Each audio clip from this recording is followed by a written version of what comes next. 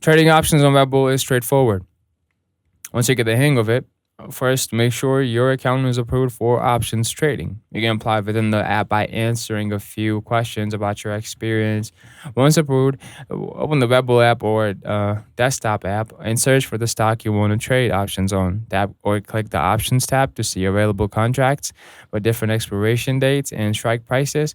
Choose whether you want to buy calls if you expect the stock to go up, or buy puts if you expect it to go down. You can also explore advanced strategies like spreads, but starting with simple calls and puts is best for beginners. So set the number of contracts you want to trade. Review the price and fees, then submit your order.